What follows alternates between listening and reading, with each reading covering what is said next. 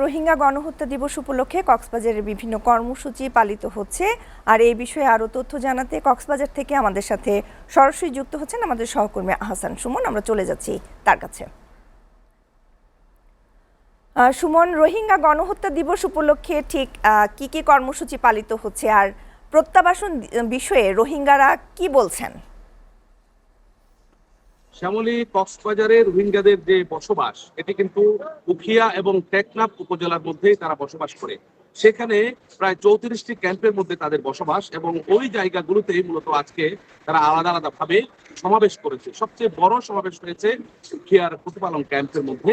সেখানে তারা সমাবেশ করে আজকে দাবি জানিয়েছেন নিরাপদে যেন তাদের দেশে তারা ফেরত যেতে পারে, সেই বিষয়গুলো নিয়ে তারা বলছেন এবং বিশ্ব সম্প্রদায়ের সহযোগিতা তারা চেয়েছেন। কারণ ইতিপূর্বে এখানে আপনি জানেন যে জাতিসংঘ মহাসচিব থেকে শুরু করে বিশ্ব ব্যাংকের প্রেসিডেন্ট থেকে শুরু করে আন্তর্জাতিক পর্যায়ে বিভিন্ন নেতৃবৃন্দ এবং বিভিন্ন রাষ্ট্রের সরকার প্রধান, রাষ্ট্রপ্রধান এই কক্সবাজারের রোহিঙ্গা ক্যাম্প তারা ভিজিট করে গেছেন।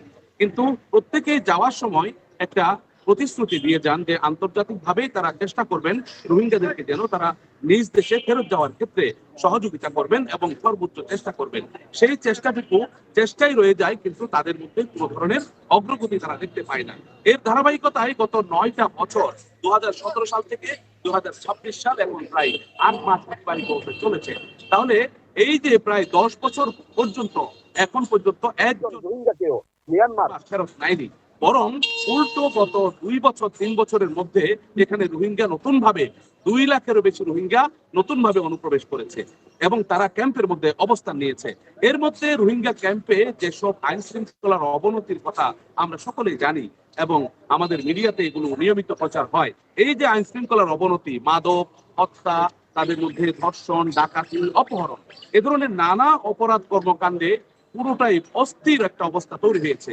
আর এর ভারটা আসছে স্থানীয় মানুষের মাঝে। যে মানুষগুলো তাদেরকে আশ্রয় দিয়েছিল, মানবিকতার পরিচয় দিয়েছিল সেই 2017 সালে, তারাই কিন্তু এখন ভুক্তভোগী। তাদেরকে মারধর করা হচ্ছে, স্থানীয় মানুষজনকে অপহরণ করা হচ্ছে, মোটা অঙ্কের টাকা মুক্তিপণ আদায় করা হচ্ছে। সব মিলিয়ে কক্সবাজারের মানুষগুলো এখন অনেকটা অসহায় অবস্থা বিরাজ করছে। আর রোহিঙ্গা তখন এসেছিল 8 লাখ। তার আগে থেকে যে পুরনো 5 লাখ রোহিঙ্গা ছিল, সব মিলিয়ে কক্সবাজারের রোহিঙ্গা ক্যাম্পে সরকার কর্তৃক নিবন্ধিত রোহিঙ্গা আছে প্রায় 12 লাখ, কিন্তু অনিবন্ধিত 8 লাখ, অর্থাৎ 20 লাখেরও বেশি রোহিঙ্গা এখন অস্থায়ীভাবে কক্সবাজারের রোহিঙ্গা ক্যাম্পে বসবাস করছে। আর সেই রোহিঙ্গাগুলো আলাদা আলাদা ভাবে কক্সবাজারের বিভিন্ন জেলায় উপজেলায় ছড়িয়ে পড়ছে এবং তারা বৈধভাবে অবৈধভাবে বসবাস করছে। বৈধভাবে বসবাস করছে ক্যাম্পের এরিয়ার মধ্যে, আর সেখান থেকে তারা অন্যায়ভাবে তারা ক্যাম্প থেকে বেরিয়ে গিয়ে নানা অপরাধ কর্মকাণ্ড করে যাচ্ছে। এই কারণে স্থানীয় মানুষগুলো কিন্তু অসহায় অবস্থা বিরাজ করছে। তারা বলছেন এই রোহিঙ্গাদেরকে যেন নিজ দেশে দ্রুত সময়ের মধ্যে প্রত্যাবাসন করা হয়, তাদের ভিটে বাড়ির ভিতরে ফিরিয়ে দেওয়া হয়। আর রোহিঙ্গারাও আজকে সকাল থেকে যে মানববন্ধন সমাবেশ করেছে, তারা জেনোসাইড ডে পালন করেছে, এটিকে 25শে আগস্ট 2017 সালকে তারা স্মরণ করছে।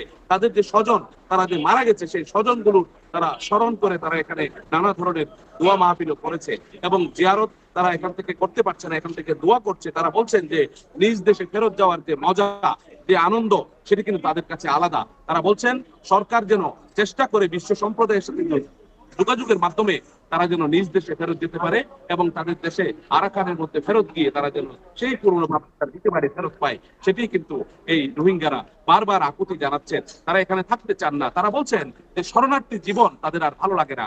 এই যে শরণার্থী জীবন, মানুষের কাছ থেকে চেয়ে নিয়ে খাওয়া, এটি তাদের আর ভালো লাগছে না। ঝুপড়ি করে বসবাস, এটিও তাদের ভালো লাগছে না। তারা রোহিঙ্গা ক্যাম্পের মধ্যে, আপনি জানেন যে একটু বৃষ্টি হলেই পাহাড় ধসে মানুষ মারা যায়। ইতিপূর্বে 34 জন মানুষ মারা গেছে ক্যাম্পের মধ্যে। এই যে ঘটনাগুলো, তারা বলছেন যে জীবন ঝুঁকি নিয়ে তারা বসবাস করছে।